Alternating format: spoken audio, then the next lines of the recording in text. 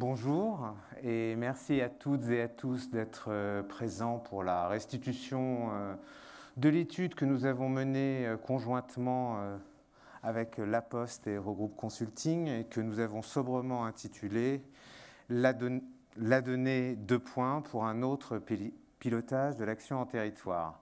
Alors, la première question pour cette introduction qu'on a envie de vous poser à tous deux, Claudia Montero et Yannick Imbert, c'est pourquoi une énième étude sur la donnée? N'est-ce pas un peu vintage en 2020 de se relancer sur un travail sur la donnée? Yannick, qu'en pensez-vous? D'abord, bonjour à toutes, bonjour à tous, bonjour à Claudia, ma partenaire pour cette introduction. Ravi de vous rejoindre. Non seulement c'est pas has-been, mais c'est d'une actualité folle, si vous me permettez l'expression. Je crois qu'on passe dans à la fois une nouvelle phase de l'action publique qui s'accompagne souvent d'une nouvelle génération de responsables politiques. Et je pense que les collectivités locales, les territoires ne s'administrent plus désormais comme ça a pu être le cas auparavant. Il faut des données, il faut objectiver, il faut permettre une prise de décision optimale, il faut optimiser les budgets, il faut associer les citoyens. Et donc tout ça fait que plus que jamais, il nous faut des données pour pouvoir le mettre en œuvre. Claudia? Bonjour à tous, bonjour Yannick, et je vais rebondir sur vos termes, puisque effectivement, aujourd'hui, à l'heure de la digitalisation, y compris des services publics, la donnée, elle est partout, et elle a déjà fait couler beaucoup d'encre. Alors, quoi de neuf dans tout ça? C'est le focus sur l'usage de la donnée, en fait, qui nous a semblé complètement pertinent d'éclairer aujourd'hui. D'autant plus que même si on n'en a jamais autant parlé, la donnée conserve une part de mystère. De quoi parle-t-on? Comment la récupère-t-on? Qu'en fait-on? Tout ça n'est pas entièrement défini. On va voir ce que les tables rondes nous apprennent à ce sujet. L'usage de la donnée, c'est également un sujet de controverse. On a des débats entre la connaissance approfondie qu'elle peut procurer, cette donnée, mais aussi une crainte sur le regard d'intimité qu'elle procure au pouvoir public, qui les éclaire sur nos comportements. Alors oui, c'est avec un grand oui que nous avons conjointement souhaité réaliser avec le groupe La Poste cette étude, pour rencontrer des acteurs territoriaux et éclairer de façon concrète à quoi pouvait servir cette donnée dans le pilotage des collectivités territoriales. Bien évidemment, à calibrer les politiques publiques, ça c'est évident, mais aussi en assurer le pilotage et le suivi renouvelé, et bien sûr donner le moyen aux politiques de rendre compte de manière objective de l'efficacité des actions engagées. Alors, merci Claudia. Comme on l'a dit dès le début, cette étude a été coproduite, co-réalisée. Quel a été votre positionnement respectif, et donc vous notamment en tant que directrice générale d'un cabinet de conseil? Alors c'est vrai que chez Eurogroupe, ça fait plus d'une dizaine d'années que nous accompagnons les acteurs du secteur public, donc l'État et les collectivités territoriales, dans la modernisation de leur action publique. Qu'en parallèle de ça, nous avons la chance de connaître les services de proximité que la Poste offre directement au travers de ses filiales et la force unique de votre maillage territorial. Alors du coup, ça nous a semblé être plus qu'une bonne idée que de faire se rejoindre les deux mondes et de s'engager ensemble dans cette nouvelle aventure. Yannick, pour votre part? Oui, je rejoins Claudia. Vous savez, nous, c'est notre ADN pour la Poste. Les territoires, c'est notre histoire. L'action des collectivités locales, cela fait des années que nous les accompagnons. Et donc, il nous a paru tout à fait pertinent de moderniser, d'avoir cette approche, mais de pouvoir, grâce à cette étude, savoir à partir de quelles données, quel terreau on pouvait travailler. Et ce rôle d'acteur privilégié qu'a la Poste sur les territoires, bien, nous entendons le renforcer dans les années à venir, à la fois parce qu'encore une fois, c'est notre histoire, c'est notre lien très particulier avec les territoires, et puis c'est surtout une capacité du groupe, dans toutes ces entités, à accompagner les collectivités locales. Alors, les données, elles ne vont pas rendre les territoires plus pertinents, plus intelligents. Notre propos, c'est de faire en sorte que celles et ceux qui les administrent soient non pas plus intelligents, ils le sont par définition, mais soient plus éclairés dans leurs décisions, de pouvoir avoir des instruments, je dirais, de management en quelque sorte, de prise de décision qui leur permet de mieux construire leurs solutions. Et puis, il faut penser à nos concitoyens. dans un moment où l'action publique est souvent critiquée, où les acteurs publics sont au mieux critiqués, souvent brocardés, parfois malheureusement de plus en plus agressés, verbalement, physiquement. Il faut que ce lien avec la population se recrée. Et ce que demandent les citoyens, ça n'est pas d'observer les mises en œuvre des politiques publiques. Ça n'est pas simplement d'être présent au moment où la décision est prise et la mise en œuvre commence. Le citoyen, il veut être associé à l'élaboration de la décision. Et donc, il faut que l'acteur public, dans le lien qu'il a avec ses citoyens, puisse objectiver le débat. Sinon, on est dans des débats purement subjectifs, souvent polémiques, et on n'arrive pas à construire de la décision publique. Et puis, dernier élément, pourquoi est-ce que nous avions vocation à nous associer à cette étude et à travailler cela? Parce que nous pensons à la Poste que plus la société va se digitaliser, plus se numériser, et plus il nous faudra de la présence humaine. Et la Poste, c'est cette conjugaison entre des formules nouvelles, des offres nouvelles, de la digitalisation, de la numérisation, mais à condition qu'on n'oublie pas celles et ceux à qui c'est destiné, et donc il faut de la présence humaine. Et là encore, c'est notre ADN. Je vous remercie beaucoup Yannick, je vous remercie Claudia. Donc comme on le voit, l'objectif de cette étude était vraiment d'éclairer, on va dire, deux formes obscures que peuvent être d'une part la data et d'autre part l'action publique en territoire. Et l'étude s'est attachée notamment à pouvoir partager des pratiques, mettre en exergue des cas concrets de la manière dont la donnée peut servir l'action territoriale. Notre première table ronde que nous allons lancer dès maintenant va s'attacher à s'intéresser à la transition territoriale et je vais appeler nos invités à venir nous rejoindre. Merci.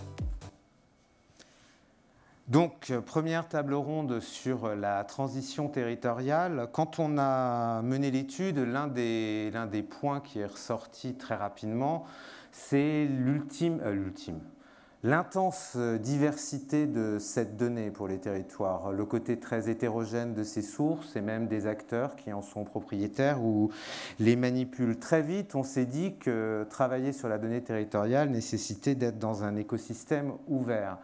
Mais alors, la première question, Yannick, et sauf votre respect bien évidemment, c'est qu'est-ce que la Poste vient faire là-dedans? Vous envoyez des lettres normalement?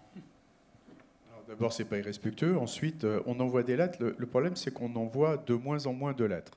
Et donc, comme nous voulons continuer à être sur les territoires et à conjuguer à la fois ces deux facteurs que sont la confiance et la proximité, il nous faut être différemment présent sur le territoire. Et cette façon différente d'être sur le territoire, c'est d'être en capacité de faire de nouvelles offres de territoire. La gestion des données est une de ces nouvelles formes d'action auprès des collectivités locales.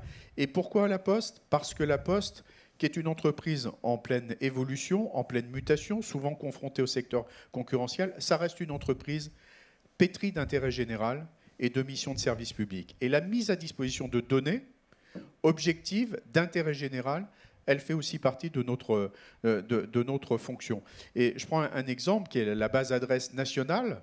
Eh bien, c'est un très bon exemple de ce formidable progrès qu'on peut faire aux communes, aux collectivités, dans des tas de domaines qui seront développés cet après-midi. Mais ça montre bien que nous sommes un acteur de la mise à disposition de données. Et quand une collectivité veut elle-même fabriquer sa propre base de données, alors nous pouvons évidemment l'aider à le faire. Et puis, autour de cette base de données. Encore une fois, ce sont des potentiels développements considérables dans tous les domaines. Je prends l'exemple de ProxyVigi, je prends l'exemple de Geoptis, d'autres vous démontreront cela cet après-midi. Bref, c'est encore une fois une offre de service, mais une offre de service d'impulsion, d'action publique, d'intérêt général. Je vous remercie. Donc on voit que la Poste a un rôle à jouer dans la collecte, dans la génération de données, mais on se dit aussi qu'elle n'est pas seule, et on s'est intéressé à l'écosystème des startups. Bruno, pourriez-vous nous en dire plus? Quel rôle peuvent jouer les startups justement dans l'écosystème des données territoriales? Eh bien, bonjour à tous. Donc effectivement, les startups aujourd'hui ont tout leur rôle pour participer pleinement à la mise en place d'un écosystème que peuvent porter des grands groupes tels que La Poste. En 2 mots, GlobalMap n'a pas l'avantage d'être aussi connu que La Poste aujourd'hui. Donc on est une plateforme de cartographie qui a vocation à rendre aisé l'accès à l'information.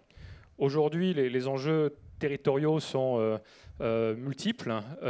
Toutes les communes font face à des défis multiples, qu'elles soient de petite taille, de taille moyenne ou de grande taille. Il n'y a pas les mêmes compétences dans les différentes collectivités. Par contre, il y a les mêmes objectifs à relever. Et là où il y a quelques années, on cherchait de la donnée, aujourd'hui, la donnée, elle est très facilement accessible. Et l'enjeu, il n'est plus à accéder à la donnée, mais à facilement être en mesure de l'exploiter. Et donc, cette chaîne de valeur qu'un groupe tel que La Poste peut mettre en place, de par la proximité qu'il a avec les différentes collectivités, nous sommes un acteur de cette chaîne de valeur, et donc nous collaborons aujourd'hui en tant que partenaire avec le groupe La Poste pour être en mesure de pouvoir fournir à toutes les collectivités un accès à cette information, mais de pouvoir derrière l'exploiter très facilement. Alors, dès qu'on parle de données territoriales, la cartographie est jamais loin et elle est même incontournable. Et donc, la plateforme que nous avons mis en place a vocation à permettre à tout un chacun, y compris des acteurs qui sont néophytes sur des solutions de cartographie. Alors, les termes un petit peu usuels et les solutions existantes, on parle souvent de solutions de géomarketing, de systèmes d'information géographique, mais traditionnellement, c'était des solutions relativement complexes. Et aujourd'hui, pour être en mesure de pouvoir diffuser facilement de l'information, il faut des solutions accessibles à tous. Et c'est tout l'enjeu et tout le défi que nous apportons avec La Poste, d'être en mesure d'apporter beaucoup de données, mais prêtes à l'emploi. Et donc cette notion d'exploitabilité permet dorénavant à n'importe quelle collectivité, avec des compétences ou sans compétences sur ces sujets, de pouvoir, par exemple, en un seul clic, sélectionner la variable territoriale utile pour telle ou telle collectivité, et d'avoir tout de suite une donnée qui soit cartographiée. Et la cartographie permet de faciliter l'interprétation de la donnée. J'en prends un exemple qui parlera à tout le monde. Les pouvoirs publics, depuis un certain nombre d'années, ont mis en place une initiative avec data.gouv qui permet de rassembler des dizaines de milliers de jeux de données. Donc ce mouvement, la France, on va dire, y participe pleinement, et c'est une bonne chose. Mais on voit que derrière, quand on arrive sur des jeux de données qui sont multiples, avec des milliers, voire des millions de lignes, des colonnes de partout, il faut savoir arriver à déchiffrer tout ça.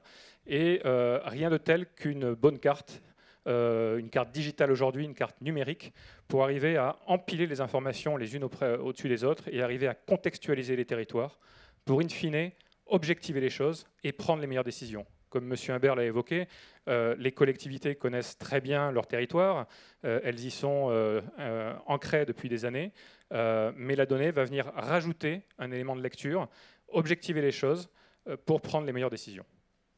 Je vous remercie, Bruno. Donc on comprend qu'il y a bon nombre d'acteurs qui travaillent aujourd'hui, acteurs publics, acteurs privés, qui travaillent sur cette collecte et cette mise à disposition de données. Notre exposé ne serait pas complet si nous n'abordions pas la question des GAFAM, qui, alors quand on parle de données, en sont, si ce n'est les dépositaires principaux, en tout cas de très gros acteurs. Monsieur le maire, à cet égard, votre expérience était intéressante, voire enrichissante. Merci beaucoup pour votre invitation. Bonjour à toutes et à tous. Oui, nous avons été confrontés à un sujet qui est, je dirais, assez largement partagé en Île-de-France, à savoir celui de la circulation automobile. et surtout de l'utilisation d'un certain nombre d'applications qui permettent de trouver des itinéraires plus rapides que ceux que proposaient les anciennes cartes routières ou que peuvent proposer des systèmes plus classiques. Là, maintenant, on est dans les applications embarquées. On est sur des applications du type Waze qui vont, du jour au lendemain, faire basculer une rue qui supporte 500 véhicules jour à une situation où elle doit absorber 5000 véhicules jour, ce qui a été notre cas à Meudon, mais ce qui est le cas dans d'autres villes d'Île-de-France qui peuvent être confrontées à des chantiers, à toutes sortes de variables qui font que du jour au lendemain, effectivement, on trouve une situation qui devient invivable pour les riverains. Et là, effectivement, se pose la question de trouver une solution qui puisse à la fois concilier donc la vie de quartier, bien sûr, puisque le simple fait d'ajouter un feu, de couper une rue, n'est évidemment pas une solution pour tous. Elle va forcément créer une situation de forte tension dans un quartier. Et le fait, bien sûr, de faire du génie civil, comme on dit dans nos métiers, n'est évidemment sans rapport en termes de réponse à la question avec une application qui est en temps réel. Et vous travaillez avec du génie civil qui va prendre évidemment du temps à se mettre en place et ne pas répondre à la solution. Alors effectivement, à partir de là, on a la possibilité soit de travailler avec ces manipulateurs de données en temps réel, soit nous-mêmes d'essayer de construire des modèles à partir de ces données qui vont permettre de proposer des itinéraires alternatifs qui vont permettre justement d'objectiver une situation et de proposer des scénarios qui vont, si vous voulez, pacifier autant que possible la situation, permettre de rendre acceptable la décision publique plutôt que de trancher sans avoir de capacité à présenter. Et Bruno a tout à fait raison de dire que un des enjeux de l'open data, de la manipulation de la donnée, c'est sa présentation, c'est la capacité à la rendre compréhensible pour les usagers, pour les riverains. Et donc nous sommes saisis des données de ces plateformes. Nous les avons utilisées pour modéliser nos propres scénarios alternatifs. Nous avons aussi essayé de travailler avec eux. Nous avons engagé une discussion avec les contributeurs de cette plateforme, Waze en l'occurrence, pour ne pas la citer.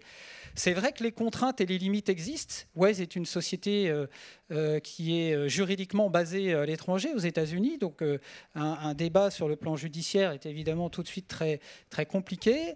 Une contractualisation avec Waze est possible. Elle a été rendue possible au travers du département des Hauts-de-Seine et nous permettons ainsi d'échanger des données, d'essayer d'anticiper des situations difficiles, voire invivables pour un certain nombre de quartiers, de manière à utiliser cette donnée, non pas comme une donnée de flicage, mais dans une donnée qui va permettre de trouver une solution qui puisse être acceptable. Alors, vous l'avez dit, la limite des GAFA, c'est cette contrainte juridique qui fait que lorsque vous signez un contrat, vous êtes dans une situation évidemment d'infériorité d'une certaine manière, au moins encore aujourd'hui.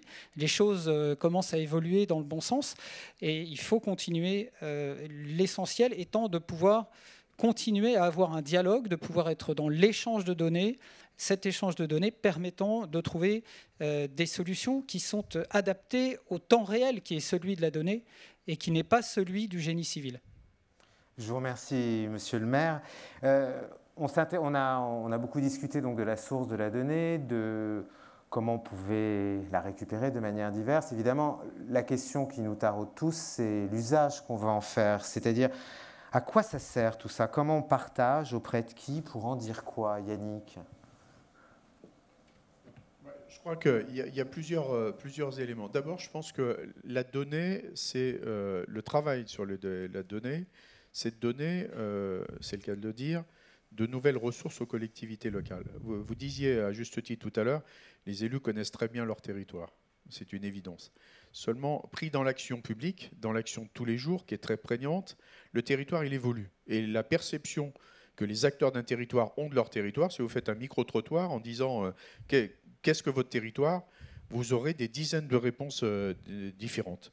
Et donc, il faut objectiver encore une fois la donnée et permettre aux élus et aux responsables de collectivités locales ou d'autres territoires, d'autres formes de territoires, d'objectiver, d'alimenter, de voir en temps réel comment leur territoire évolue dans leur composition, dans leurs habitudes de vie, dans leur mode de transport, dans leur mode de consommation. Bref, avoir des sortes de tableaux de bord qui leur permettent de mieux piloter et de réajuster. Parce qu'entre le moment où vous faites une campagne, vous proposez à vos électeurs un programme, et le moment où viendra la mise en œuvre de ce que vous avez dit, il y a le temps de la conception, il y a le temps de l'élaboration, il y a le temps de l'acceptabilité par les populations de ce que vous envisagez de faire, et pendant ce temps, le territoire, il vit, il bouge. Et donc, il faut au maximum pouvoir, jusqu'au dernier moment, au sens de la décision publique, pouvoir alimenter avec des données les plus fiables. Ça, c'est le premier point. Le deuxième point, c'est que, là encore, pris dans l'action quotidienne, le rôle d'un élu, mais je parle sous le contrôle évidemment de monsieur le maire, c'est quand même de pouvoir se projeter dans un temps relativement long. Évidemment qu'il y a les engagements qui ont été pris au cours d'un mandat. Et 6 ans, c'est déjà une période. Mais monsieur le maire, qui vient d'être renouvelé, vous dira que 6 ans, ça passe à une allure absolument folle.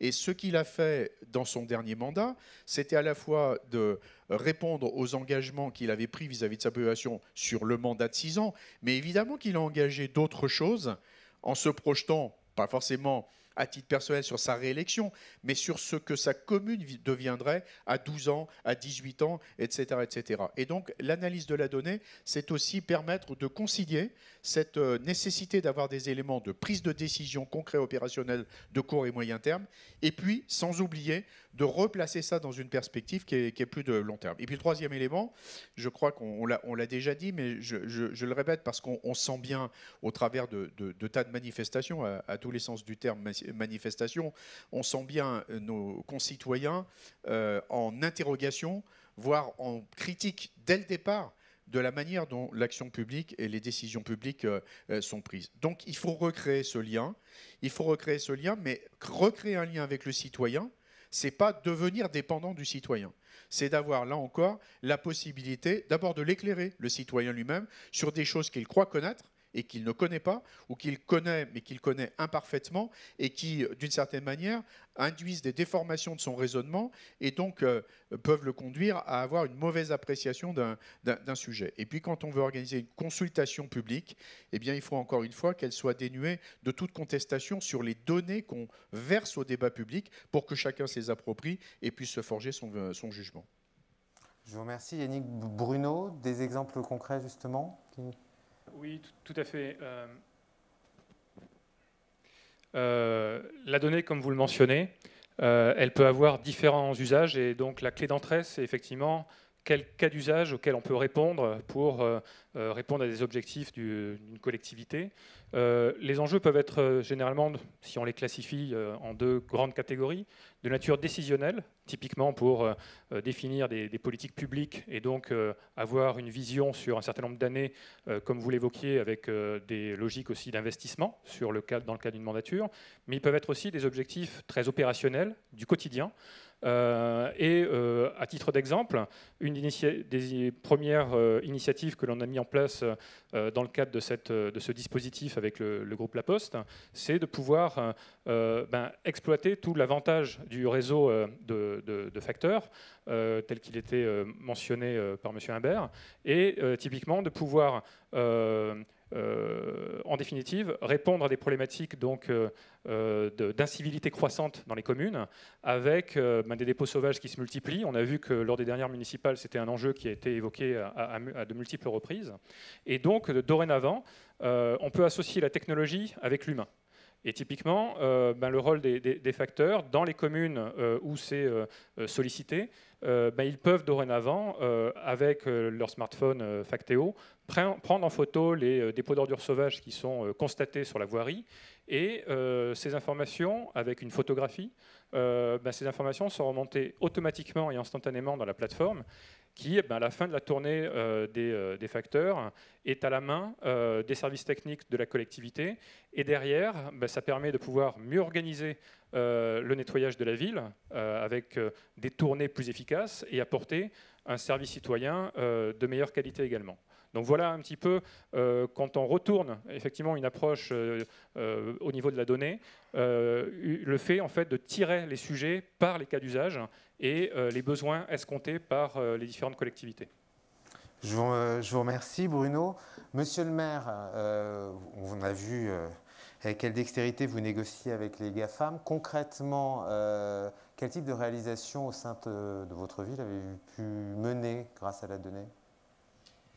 Je crois qu'il est important de travailler avec les partenaires du service public parce que, vous le disiez très bien, la Poste est un de ces partenaires, mais nous devons aussi travailler avec, dans l'anticipation de nos grands contrats de prestations que sont la collecte de déchets, par exemple, la propreté. Vous avez évoqué un certain nombre de ces sujets.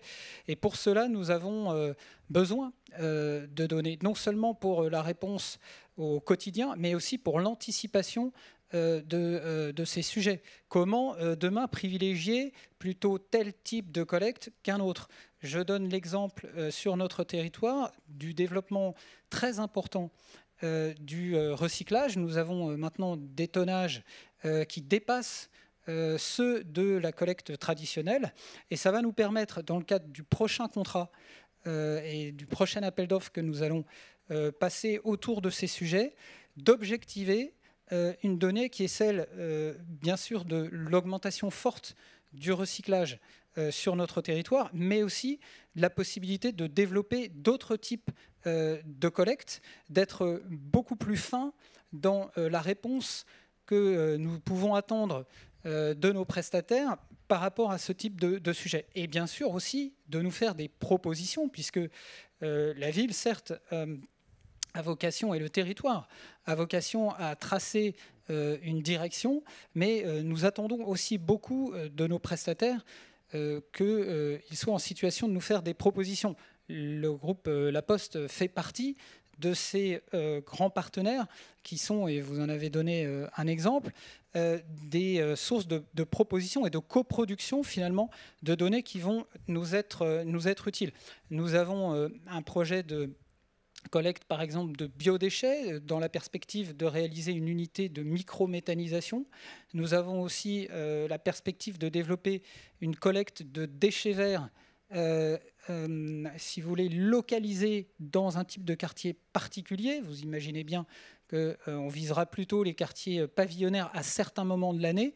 Eh bien, tout ça, c'est de la donnée qui va nous permettre de faire correspondre au mieux cette réponse à un besoin et bien sûr de la calibrer au mieux, à la fois économiquement, bien sûr, politiquement et puis environnementalement, puisque l'idée, bien sûr, c'est derrière de pouvoir mettre le minimum de camions sur le terrain. C'est l'idée, bien sûr, d'optimiser ces collectes de manière à ce qu'elles soient les moins nuisantes possibles. Et c'est bien sûr de les optimiser dans le sens d'un recyclage et d'une économie circulaire la plus développée possible, en embarquant, bien sûr, des partenaires de différents degrés et niveaux. Alors, je vous remercie. Quand on vous entend, et sans aucune provocation, on a quand même aussi envie de vous poser la question du rapport entre la donnée et le politique. C'est-à-dire que Yannick l'a évoqué, au-delà des fins électorales, quel rapport entre la donnée et le politique? Comment les deux se marient pour le meilleur? Et j'éviterai pour dire pour le pire. Alors, je crois que ce que disait M. Imbert est très important. La contestation, la difficulté que nous avons aujourd'hui à pouvoir présenter un certain nombre de sujets, de dépasser des tensions, de dépasser des présupposés, est vraiment un des sujets vraiment critiques pour le politique aujourd'hui. On le voit de manière nationale sur la crise que nous vivons actuellement. La contestation est partout, y compris de la donnée chiffrée la plus brute. Et donc, tout ce qui sera possible de faire dans l'amélioration de la présentation de ces données, l'amélioration de l'appropriation de ces données par nos concitoyens, permettra d'éclairer le citoyen et de lui faire prendre conscience qu'il a une prise sur la décision, qu'il est vraiment coproducteur de cette action publique avec nous. Donc la donnée n'est pas, pour le politique, une façon de cacher, une façon de s'approprier une forme de richesse qui serait soustraite évidemment aux citoyens, mais bien plutôt d'essayer d'objectiver, d'essayer de donner les moyens à tous de partager une décision, y compris les aspects de contrainte que peut avoir cette décision. Et de fait, quand nous devons répondre à des sujets de circulation automobile, il faut présenter ces sujets devant les conseils de quartier. Il faut aller devant y compris les conseils de quartier de nos villes voisines. Nous y sommes allés avec les chiffres d'Airparif qui montraient l'augmentation de la pollution sur la zone considérée par cette augmentation de la population. Nous y sommes allés avec des données objectives. Nous avons fait installer des capteurs dans la zone considérée. Et une fois seulement que nous avons eu ces données, et que nous avons été en situation de pouvoir les partager, d'avoir modélisé tous ces flux de circulation, nous sommes allés devant le citoyen, et là, nous avons pu mettre en débat, mettre en contact les riverains concernés, ceux qui allaient être impactés par les décisions que nous avions prises. Et le résultat, c'est que les choses, bien sûr, se sont mises en place de manière beaucoup plus apaisée que si on avait pris cette décision en chambre, si je puis dire. Très bien, je vous remercie beaucoup, Monsieur le maire, pour ces éclairages. C'est la fin de notre première table ronde sur les transitions territoriales et nous allons ouvrir dès à présent la deuxième table ronde sur les transitions, cette fois environnementales. À tout de suite.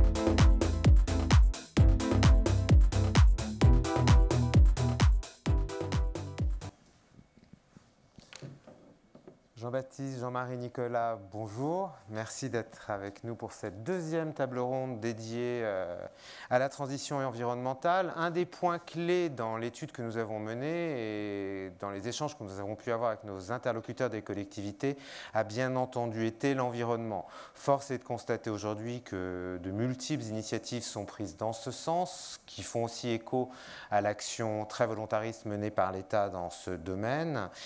Et bien évidemment, on ne pouvait pas faire l'impasse sur ce sujet. La première question qu'on a envie de poser à vous trois, c'est quand on parle d'environnement, c'est large. On a bien vu, la donnée est multiple, hétérogène. Donc quand on parle d'environnement et de données, de quel type de données environnementales parle-t-on véritablement? Nicolas, pouvez-vous nous en dire plus? Oui, alors bonjour à toutes et à tous. Effectivement, la donnée environnementale, c'est un sujet large. Moi, je vais commencer par vous parler peut-être de mon métier, qui concerne plus la transition énergétique. Et donc, je vais vous parler de la donnée d'énergie, sachant que l'énergie, finalement, elle se cache un peu partout. C'est notre quotidien, hein, c'est se déplacer, c'est travailler, c'est se loger et c'est produire. Donc effectivement, cette donnée environnementale et plus spécifiquement énergétique, elle se cache dans un panel très large d'observations finalement, sachant que la grande difficulté pour conduire les politiques territoriales de lutte contre le changement climatique et de transition énergétique, c'est de pouvoir agir, c'est-à-dire globalement passer d'un rôle de victime du changement climatique à un rôle d'acteur. Or, pour ça, on est vraiment dans l'obligation de savoir de quoi on parle pour pouvoir comprendre dans un premier temps. Donc ça va passer par effectivement une reconstitution modéliser des consommations d'énergie, sachant que finalement la donnée énergétique, c'est celle qu'on constate soit au passage à la pompe, soit dans les centrales de production électrique, et du coup pas du tout de la donnée explicative sur la manière dont on va l'utiliser au quotidien dans nos actes, qu'ils soient professionnels ou individuels. Donc toute la difficulté, c'est d'arriver finalement à expliquer les consommations d'énergie nationale par ces actes qui sont des actes territoriaux, voire individuels. Et ça, c'est effectivement possible de plus en plus grâce à la puissance de l'informatique d'une part, grâce à des techniques de modélisation, donc des algorithmes informatiques, et grâce aussi à l'avènement de données temps réel ou de données de plus en plus précises ou de plus en plus fines. Donc chez Énergie Demain, ce que l'on fait depuis maintenant plusieurs années, voire quelques décennies, c'est d'essayer de proposer des outils aux collectivités territoriales, donc des outils qui permettent d'une part de comprendre, de décomposer cette consommation d'énergie pour avoir accès finalement aux leviers d'action publique, ensuite de proposer des outils d'aide à la décision sur des plans d'action qui permettent finalement d'agir sur ces leviers pour réduire les consommations, et enfin des outils de mise en œuvre de la politique publique, soit via des modélisations donc, qui vont permettre de décrire des trajectoires de réduction des consommations, de mettre en œuvre ces trajectoires du type je vais isoler tant de logements par an, je vais rénover tel patrimoine, je vais favoriser par exemple la cyclabilité de mes territoires, et ensuite de suivre, donc, pour évaluer cette politique publique, de suivre l'impact de ces actions sur le bilan énergétique du territoire. Je vous remercie. Ce qu'on perçoit en creux dans votre exposé, c'est le nécessaire repartage de cette donnée. Et quand on a préparé cette conférence avec vous, Jean-Baptiste et Jean-Marie, vous aviez justement vous aviez un point de vue, c'est mieux d'ailleurs, sur ce repartage de la donnée. Jean-Baptiste, que pouvez-vous nous en dire ? Oui. Bonjour à tous. Je vais peut-être commencer par dire qui nous sommes chez Geoptis, parce que ça vous permettra peut-être de mieux comprendre le discours que je vais tenir dans quelques instants. Geoptis est un acteur de la mise à disposition des données pour les collectivités territoriales. L'idée de Geoptis, c'est né d'une idée toute simple de se dire si on met un capteur sur la véhicule du facteur pendant la tournée de distribution, on est capable de collecter de la donnée au cœur du territoire, une information qui sera à destination de la collectivité territoriale pour la prise de décision, le pilotage de ses politiques publiques. Un des grands points auxquels on est attaché chez Geoptis, c'est de respecter les protocoles de mesure existants, de respecter les écosystèmes existants. On fournit à la collectivité une information collectée avec des méthodologies robustes, des protocoles éprouvés. On ne se positionne pas dans du disruptif. Et je vais prendre un exemple tout bête. Sur la mesure de couverture des réseaux de téléphonie mobile, on s'attache à respecter les protocoles et préconisations de l'ARCEP, puisqu'il ne faut pas derrière qu'il y ait des débats sur la donnée et son contenu, mais qu'il y ait une discussion sur l'usage qu'on va faire de la donnée et la manière dont on va l'exploiter. C'est pourquoi on attache une importance assez forte au fait d'opérer des mesures avec des méthodologies robustes, en environnement contrôlé, en respectant des protocoles, pour que la collectivité puisse en avoir un usage direct, notamment à destination du citoyen. Je rebondis sur ce que disait le maire de Meudon tout à l'heure. La donnée ne doit pas être discutable, elle doit être opposable, parce que objective, collectée dans des conditions maîtrisées, sans qu'il y ait de discussion sur son contenu. Je vous remercie. Jean-Marie, vous êtes... quel point de vue, quel regard portez-vous justement sur ce sujet ? Oui, alors je suis donc délégué de l'association Open Data France, qui est une structure associative qui réunit toutes les collectivités engagées dans le domaine de l'open data, donc de l'ouverture des données publiques. Et je pense que c'est très important de remettre quand même en perspective quelles sont les situations des collectivités actuellement vis-à-vis de ce sujet-là. Il faut rappeler que la loi importante qui encadre l'open data date de 2016, promulguée par Axel Lemaire, à l'époque secrétaire d'État en charge du numérique, et que cette loi, elle dit essentiellement que toutes les données produites par les collectivités territoriales et par les acteurs privés en charge d'une mission de service public, ce qui est très important, puisque ça oblige aussi beaucoup d'acteurs privés sur ce sujet-là. Donc cette loi impose ces collectivités, au-delà d'un certain seuil, à publier toutes les données à caractère environnemental, sanitaire, social ou économique. Donc on voit que c'est un périmètre qui est très large. Et donc à l'époque, on nous avait demandé comment les collectivités allaient pouvoir assumer cet engagement-là. Et on suit depuis 4 ans l'ouverture des données dans les territoires. Le constat que l'on peut faire aujourd'hui, c'est que toutes les grandes collectivités ouvrent leurs données en open data, toutes les régions, les 3/4 des départements, toutes les métropoles, les grandes agglomérations. Mais il y a un très grand retard aujourd'hui auprès des petites collectivités territoriales, en dessous de 50 000 habitants, où elles sont moins de 5% à faire de l'open data, ou pour le dire autrement, 95% ont l'obligation de le faire et ne le font pas. Donc là, on voit qu'on a un très grand enjeu, c'est d'accompagner ces petites communes à produire de la donnée, puisqu'on en parle ici comme si c'était naturel.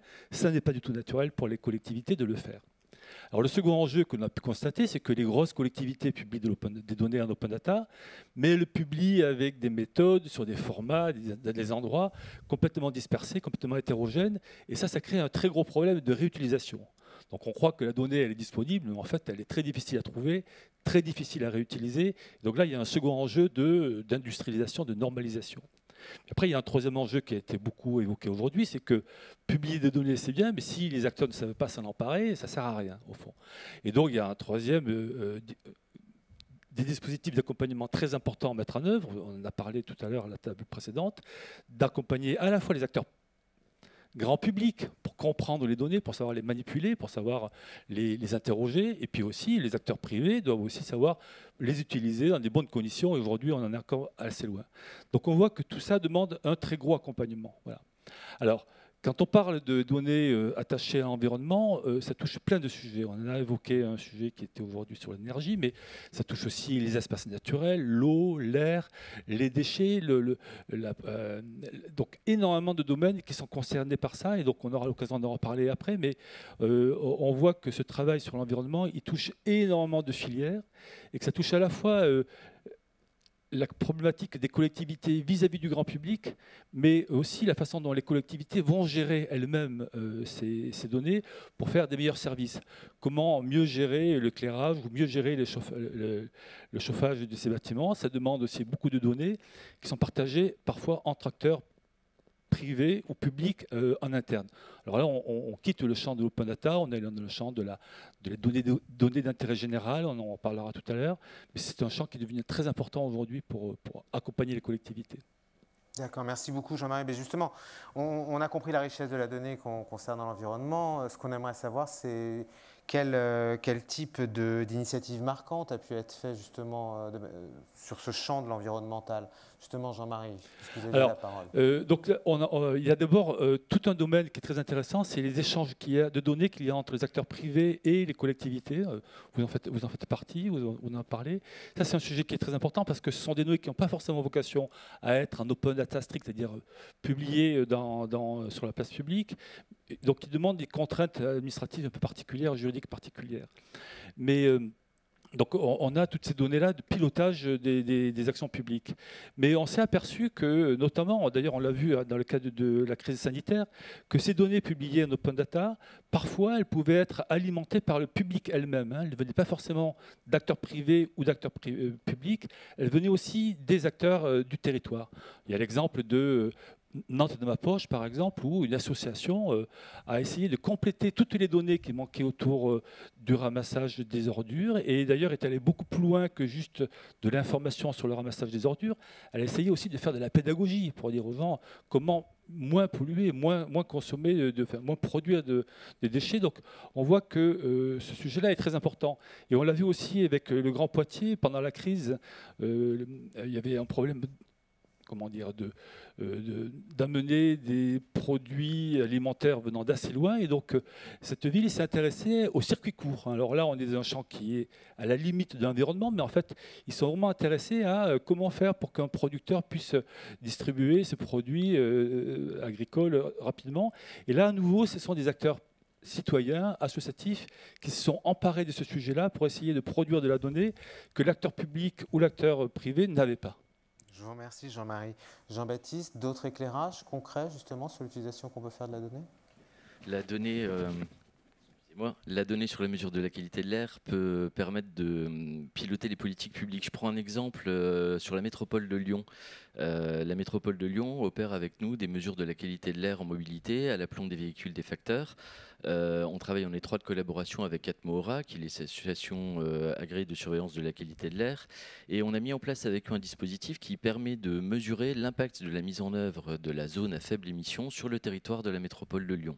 L'idée est d'avoir une vision hyper locale de la pollution rue par rue et de la conjuguer avec les données d'Atmora pour voir si la mise en place de cette ZFE a un impact ou non sur la qualité de l'air.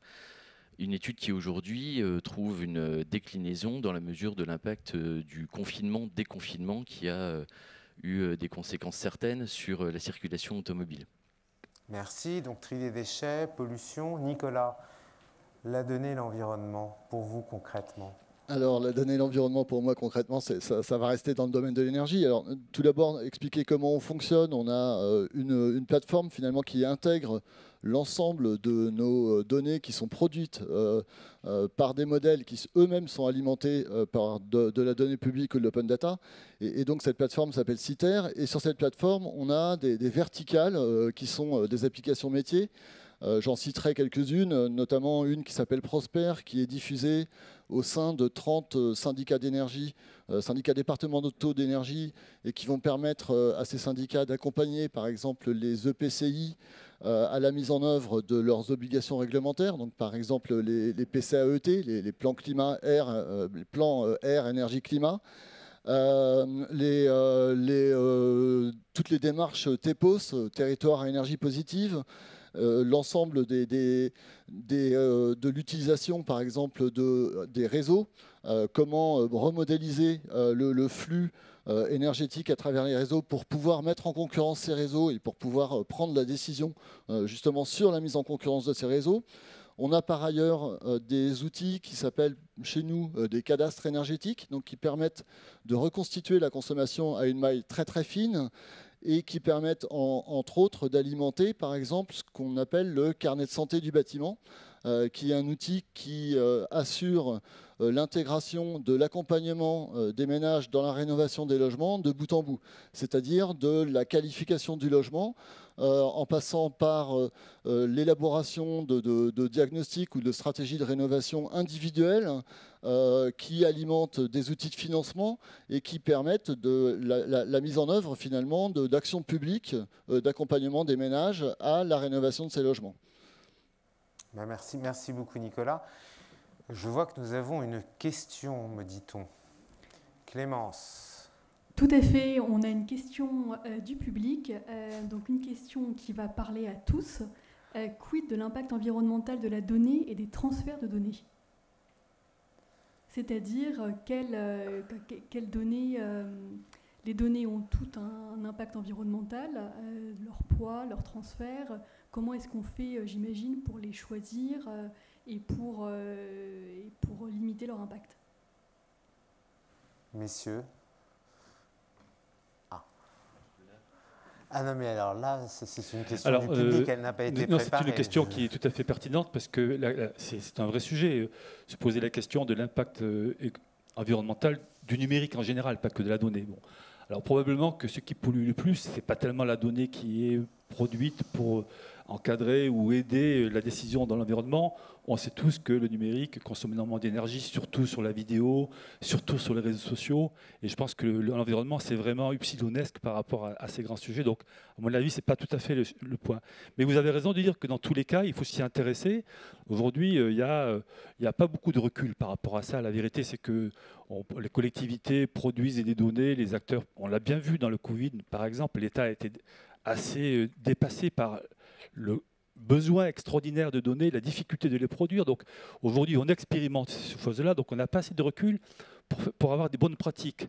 Mais probablement que rapidement, on se dira comment faire pour que justement ces données-là ne deviennent pas des dépotoirs de données aussi, parce qu'il peut y avoir aussi de la donnée qui ne sert plus à rien, qui traîne à droite à gauche.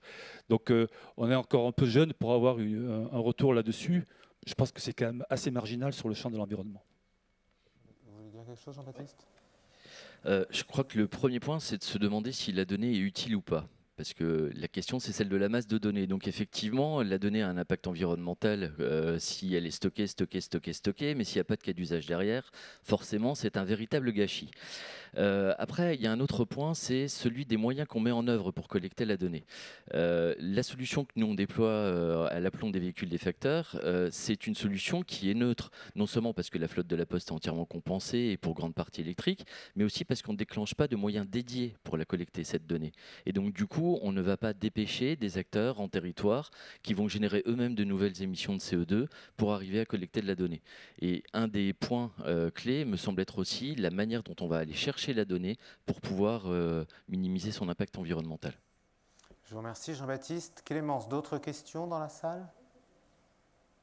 Alors, pas de questions spécifiques sur l'environnement, mais ce qui est intéressant, c'est qu'on a demandé sur le fil quel était pour les participants le rôle du citoyen dans ces données environnementales. Et en majorité, ils considèrent que le rôle du citoyen, c'est d'être producteur de données.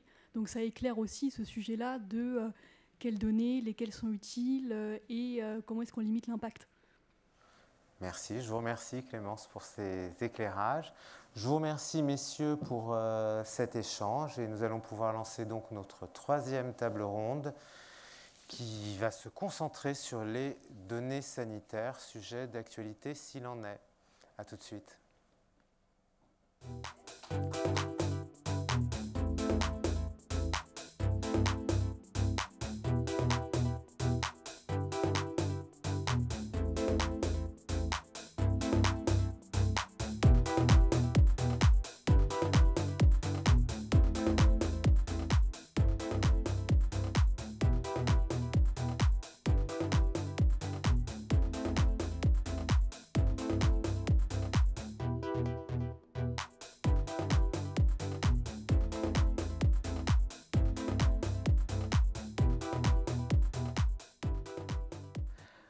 Bonjour, bonjour Mathieu Sainton, bonjour Madame la députée. Nous allons donc entamer notre troisième table ronde et comme je vous l'ai dit précédemment, nous allons nous concentrer sur la donnée sanitaire.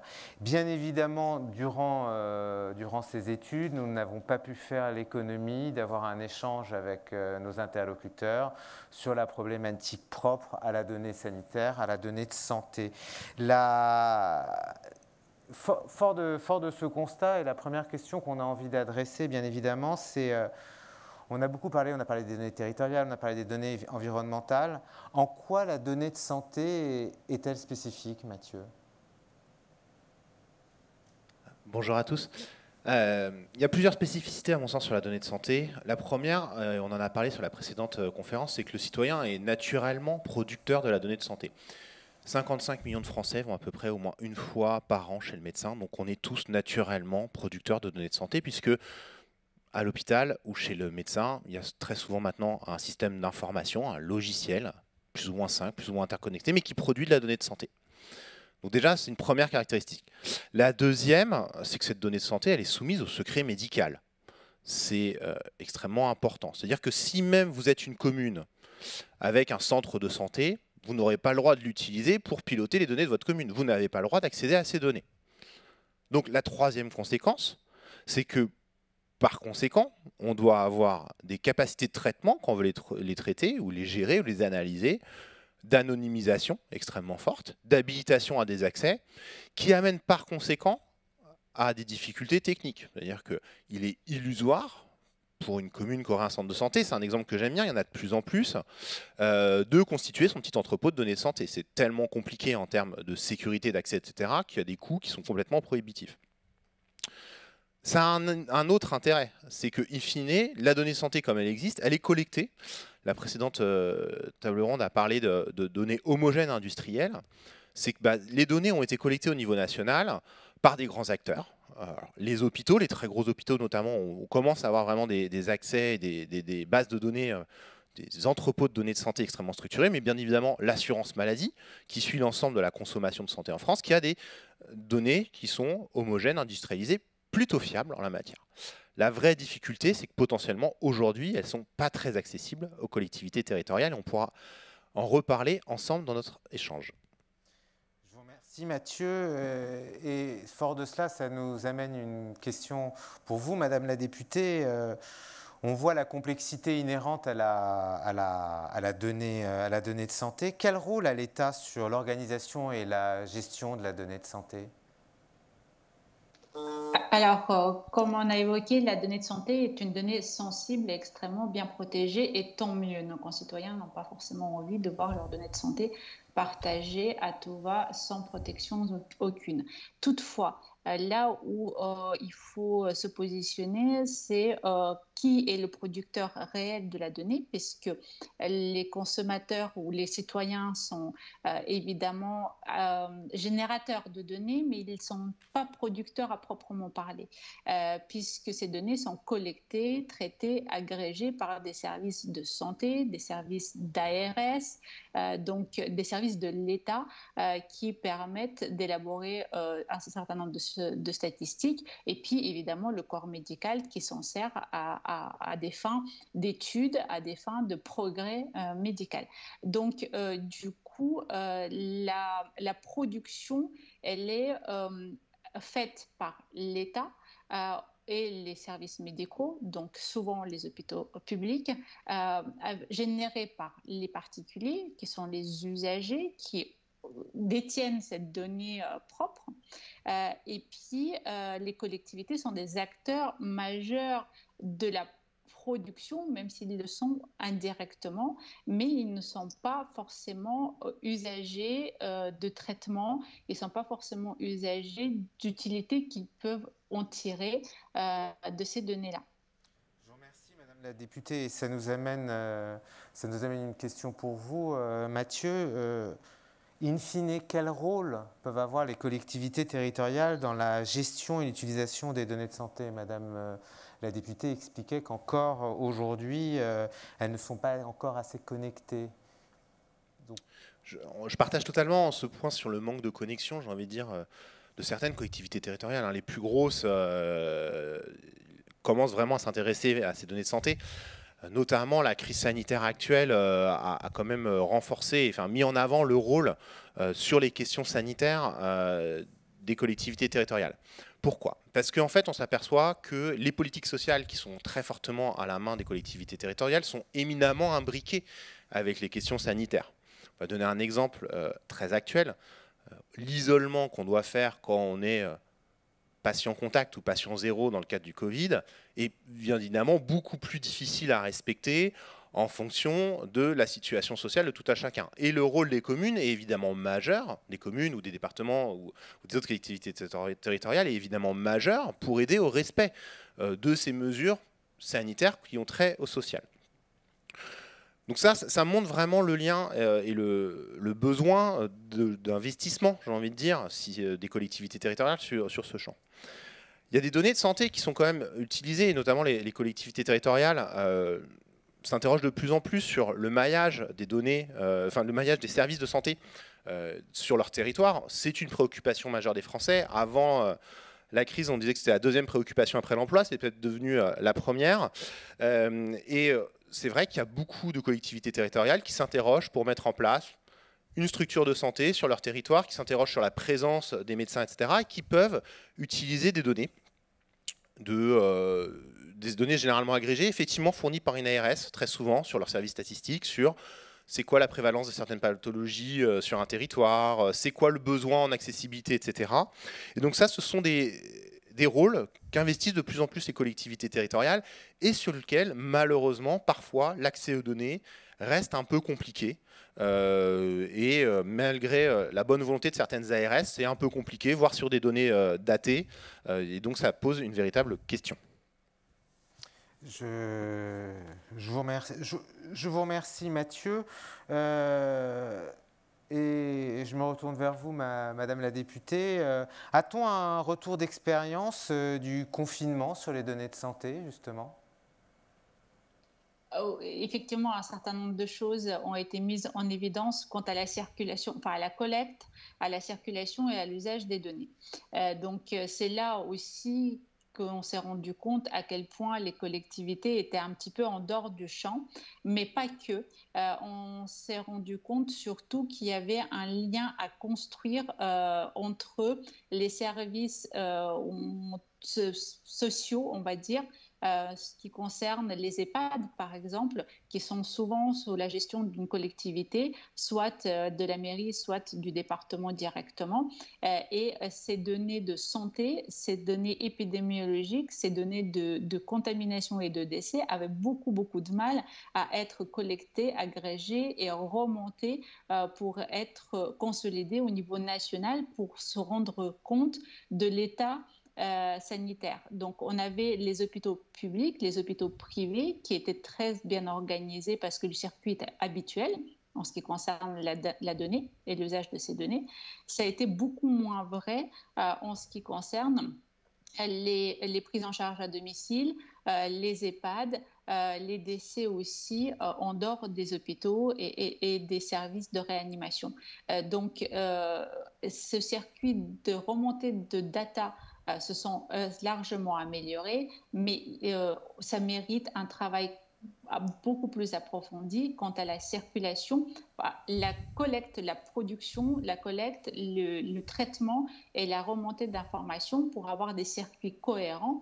Ce sur quoi j'avais travaillé lors du rapport sur la donnée géographique souveraine, c'est-à-dire améliorer les circuits, les rendre plus efficaces, plus efficients pour pouvoir maîtriser en ce qui concerne les services de l'État l'ensemble du circuit de la donnée qui permettrait de travailler de manière plus efficace en ce qui concerne les gestions de crise évidemment, mais surtout derrière pour combler les manques qu'on peut trouver sur le terrain en termes d'information et en termes de maillage territorial quant aux services sanitaires et hospitaliers nécessaires sur place.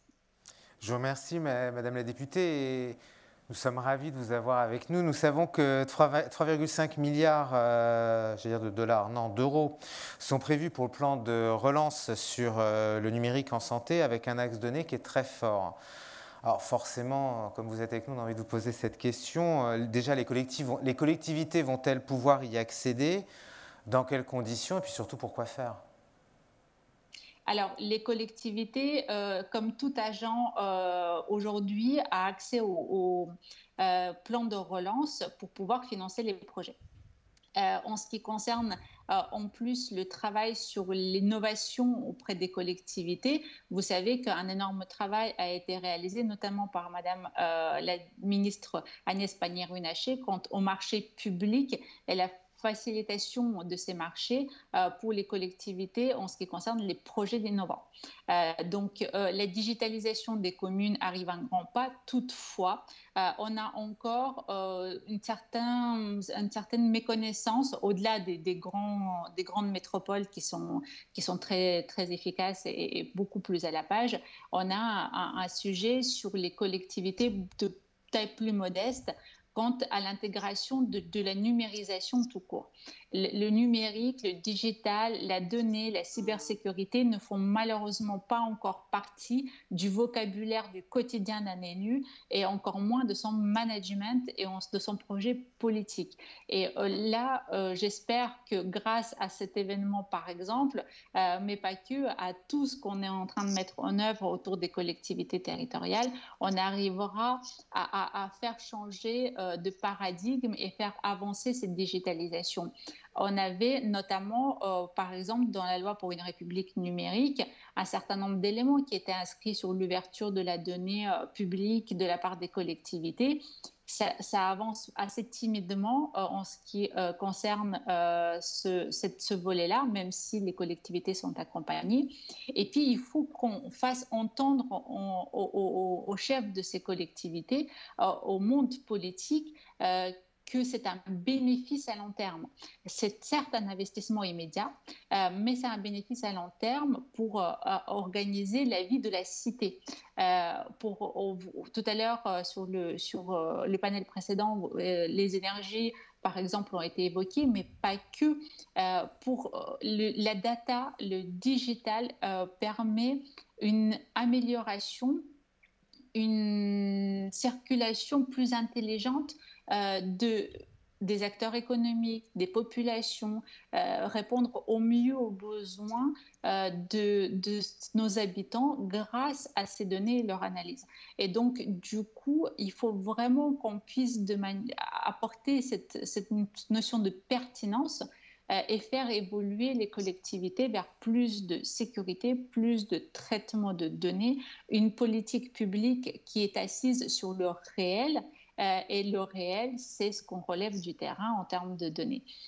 Et donc, pour moi, ce n'est pas uniquement dans le cadre de la santé, par exemple, mais c'est sur l'ensemble des données qui sont à disposition d'une collectivité qu'on pourrait construire justement ces territoires intelligents, ces territoires où il fait bon vivre pour nos concitoyens parce qu'ils sont faits pour eux, en fonction de leurs besoins réels, parce qu'on a une donnée très fine, très claire sur quels sont ces besoins. Je vous remercie beaucoup, Madame la députée. Je vous remercie aussi, Mathieu. Nous arrivons maintenant au terme de cette restitution.